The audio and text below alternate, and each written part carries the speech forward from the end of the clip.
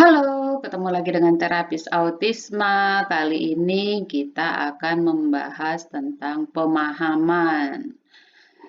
Di setiap kurikulum, di setiap program, pasti target akhir dari belajar adalah anaknya paham.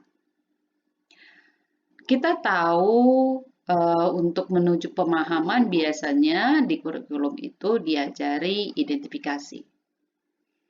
Tapi yang jadi pertanyaan, apakah ketika anak sudah lulus identifikasi, otomatis anaknya paham? Ternyata jawabannya tidak.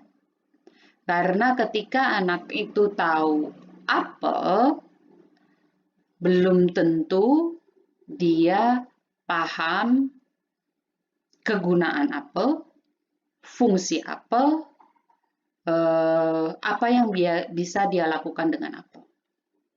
Karena pemahaman itu membutuhkan pengalaman dan kebutuhan dari individu tersebut. Jadi, ketika belajar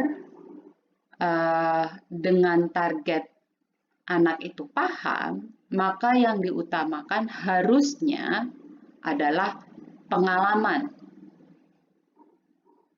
Pengalaman dan kebutuhan terhadap apa yang diajari.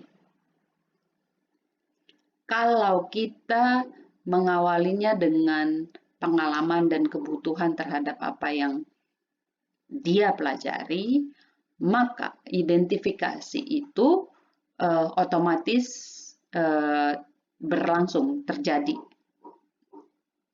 Tapi kalau kita awali belajar dengan identifikasi, maka proses menuju pemahamannya akan sedikit lebih panjang. Karena ketika dia bisa identifikasi, baru dia tahu, oh ini apel namanya. Dia tahu nih setelah identifikasi.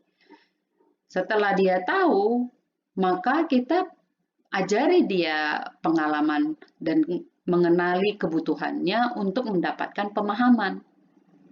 Nah, kalau kita balik proses belajarnya dengan memberikan pengalaman, dengan memberikan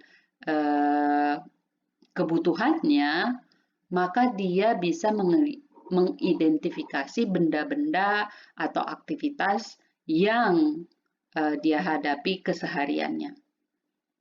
Begitu proses ini kita balik, pemahaman akan lebih cepat tercapai.